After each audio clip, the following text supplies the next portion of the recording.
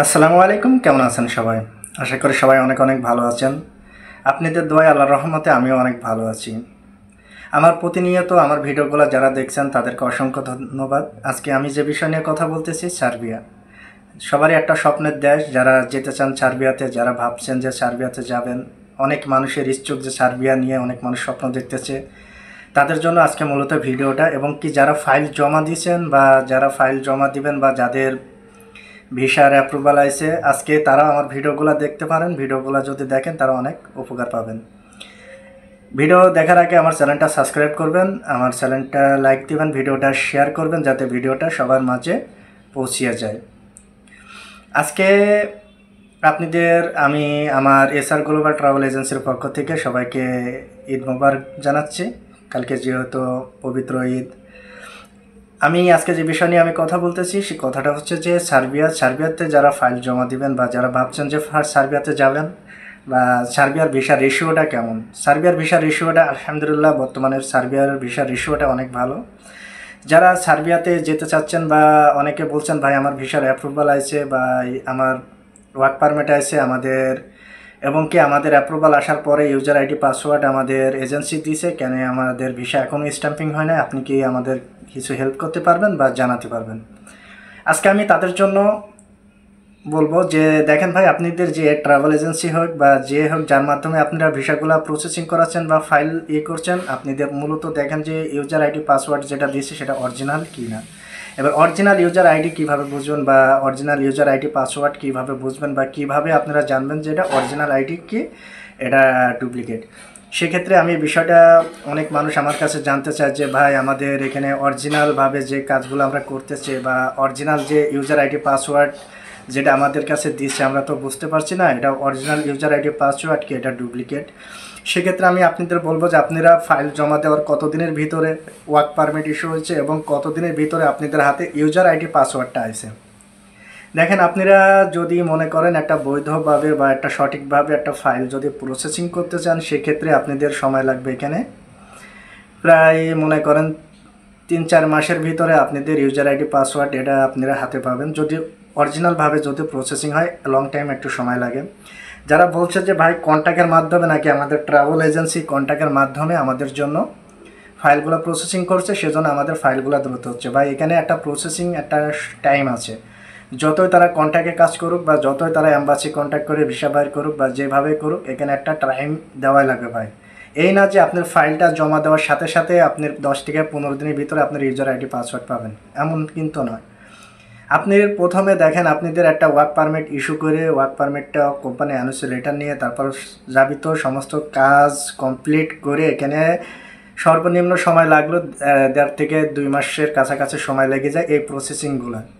এবার user ID password কি কারে কয়, আপনারা তো এটা তো মূলত বোঝা লাগবে যে ইউজার আইডি পাসওয়ার্ড যেটা হচ্ছে মূলত একটা কোম্পানি যখন যাবিত কাজ কমপ্লিট করার পরে অ্যাম্বাসির কাছে যখন আপনার ফাইলটা সাবমিশন করে ভিসা নেওয়া মানে ভিসা ওখান থেকে স্ট্যাম্পিংয়ের জন্য যখন তার পাসপোর্টের পুরো ফাইলটা যখন সাবমিশন হয়, ওই টাইমে অ্যাম্বাসি একটা কোড নাম্বার, এই যেমন কোম্পানির রক নাম্বার আছে যেটা ইউজার আইডি পাসওয়ার্ড আপনারা বলেন, এটা হলো একটা রক নাম্বার আছে।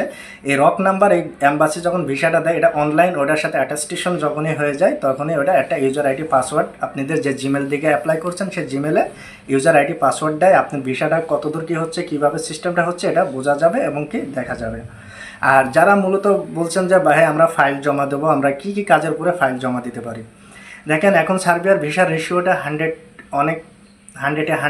ভিসাটা হচ্ছে যে এজেন্সির মাধ্যমে দেন বা যে ট্রাভেল এজেন্সির মাধ্যমে দেন, আপনারা একটা সঠিক ভালো ট্রাভেল এজেন্সি দেখে আপনাদের ভিসাটা আপনারা প্রসেসিং করাতে পারেন। সেক্ষেত্রে আপনাদের সময় লাগতে পারে। এখানে যেহেতু এটা নন সেনজেন দেশ হলো, এটা ইউরোপের একটা দেশ, তারপরও এখানে সার্বিয়ার ভিসাটা যত শর্ট টাইমে করেন তারপরও মনে করেন 4-5 মাসের সময় লেগে যায়। যাদের ধৈর্য আছে, যারা ফাইল জমা দিয়েছেন তারা অপেক্ষা করেন বা একটা ভালো ট্রাভেল এজেন্সি দেখে আপনাদের মূল্যবান ফাইলটা তাদের হাতে তুলে দেন। এখানে আরেকটা বিষয় যে ভাই আপনারা কি ফাইল প্রসেসিং করেন? হ্যাঁ, আমরা ফাইল প্রসেসিং করি। আমরা সার্বিয়ার জন্য আমরা কাজ করতেছি। সার্বিয়ার 2টা কোম্পানি নিয়ে একটা ফ্যাক্টরি ওয়ার্কার হিসাবে আমরা লোক নিতেছি, একটা কৃষিকাজে পুরো লোক নিতেছি। যারা মনে করছেন যে আমাদের মাধ্যমে ফাইল জমা দিবেন বা কাজ করবেন, তারা সরাসরি অফিসে আসতে পারেন। অফিসটা ভিজিট করে আপনাদের ভালো লাগে, আমাদের সাথে যদি কথা বলে আপনাদের ভালো লাগলে সেক্ষেত্রে আপনাদের ফাইলটা আমাদের দিয়ে প্রসেসিং করাতে পারেন। আরেকটা বিষয় আমি যেমন আপনাদের বলতেছি, যে বিষয়টা হচ্ছে যে এখানে সার্বিয়াতে ভাই আমাদের যে কোম্পানিতে আমরা যাব স্যালারি কেমন হবে, সেই কোম্পানিতে আপনাদের দেখেন স্যালারি এখানে হতে পারে 700, 750, 800-র ভিতরে থাকবে স্যালারিগুলো। এখানে আপনারা আমাদের হাতে যদি প্রসেসিং করেন, আমাদের 5 থেকে 6 মাস সময় দেওয়া লাগবে। সেক্ষেত্রে আপনারা আসেন, অফিসটা ভিজিট করার পরে যদি ভালো লাগে আপনাদের ফাইল আপনারা আমাদের দিয়ে প্রসেসিং করাতে পারেন। বা আপনারা যারা দিয়ে প্রসেসিং করান, ভালো একটা ট্রাভেল এজেন্সি দেখে আপনার মূল্যবান পাসপোর্টটা তাদের হাতে তুলে দেন, যে তারা যাতে সঠিক যারা কাজ করে, অনেক ঢাকাতে অনেক ট্রাভেল এজেন্সি আছে যারা লিগ্যালভাবে সঠিকভাবে কাজ করতেছে, ওখানে একটু সময় বেশি লাগলো, আপনারা তাদের মাধ্যমে কাজ করতে পারেন। আপনাদের মূল্যবান পাসপোর্টটা যখনই যার হাতে তুলে দেবেন, আপনারা বুঝে শুনে তার হাতে পাসপোর্টটা তুলে দেবেন।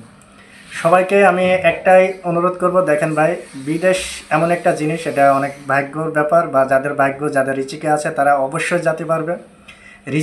রিজিকের মালিক আল্লাহ। আপনারা একটা কথা মাথায় করবেন যে আমরা হলে হেল্লা, আমরা চেষ্টা করব আপনার ফাইলটা প্রসেসিং করার মতন সঠিকভাবে আমরা আপনাদের গন্তব্যে পৌঁছাই দেওয়ার জন্য। সেক্ষেত্রে যদি অনেকে আছে, দেখা যাচ্ছে আমাদের 20টা, 30টা বা 40টা ফাইল একসাথে অ্যাপ্লাই করছি, সেখান থেকে 2টা 3টা ফাইলে ভিসা হচ্ছে না। এক্ষেত্রে আমরা বলি যে দেখেন ভাই, রিজিকের মালিক আমরা না, আপনার ভাগ্য যে জায়গায় আছে ভাই সে জায়গায় এটা হবে, আর যেখানে ভাগ্য রিজিক নাই ভাই সেই জায়গায় আমরা যথেষ্ট চেষ্টা করলেও আমাদের এটা হবে না। এটা মূলত মাথায় রাখবেন। ট্রাভেল এজেন্সির কাজগুলো এমনই কাজ যে সঠিকভাবে যে বলবে যে ভাই আমার 100-এ 100 সব পাসপোর্টই জমা দিয়েছে ভিসা হচ্ছে, এমন কিন্তু না। কিছু কিছু পাসপোর্ট দেখা যাচ্ছে বয়সের ক্ষেত্রে, দেখা যাচ্ছে একটা কোম্পানি বয়সটা ফেভার করতে চায় সবসময় 25টিকে, মনে করেন যে 40-এর নিচে বা 40-45-এর ভিতরে। দেখা যাচ্ছে আমাদের কিছু কিছু ফাইল আছে, আমরা ট্রাই করার জন্য এই 50-এর নিচে যে ফাইলগুলো 47-48 বয়সের পাসপোর্টগুলো আমরা অ্যাপ্লাই করে থাকি। সেই ক্ষেত্রে দেখা যাচ্ছে ওইগুলো ভিসা হওয়ার চান্সটা কম থাকে, কিন্তু আমরা রিস্ক নিই, যদি ভিসাটা হয়ে যায় তাহলে তার ভাগ্যটা অনেক ভালো হবে বা তার একটা স্বপ্নটা পূরণ হবে, সেজন্য আমরা এইগুলা করে থাকি। সেক্ষেত্রে দেখা যাচ্ছে ওই পাসপোর্টগুলোর ভিতরে কিছু কিছু পাসপোর্টে দেখা যাচ্ছে আমরা ভিসাগুলো সুন্দরভাবে ওয়ার্ক পারমিট ইস্যু হয়ে যায়, ভিসাগুলো হয়ে যায়। কোম্পানি যাতে বডি ফিটনেস দেখলেও যাতে কোম্পানি বুঝতে পারে। তো আমি আপনাদের বলবো যে যারা আপনাদের মূল্যবান ফাইলগুলো প্রসেসিং করতে চাচ্ছেন, যারা ভাবছেন যে ফাইল প্রসেসিং করবেন, আমার ডিসক্রিপশনে আমার অ্যাড্রেস দেওয়া থাকবে, ফোন নাম্বার দেওয়া থাকবে, স্ক্রিনে হোয়াটসঅ্যাপ নাম্বার দেওয়া থাকবে, আমাদের সাথে যোগাযোগ করতে পারেন। আমাদের অফিস সরাসরি আসবেন, অফিসটা ভিজিট করবেন। আর সবাই ভালো থাকবেন, সবাইকে জানাই ঈদ মুবারক, আমার জন্য দোয়া করবেন। আল্লাহ হাফেজ।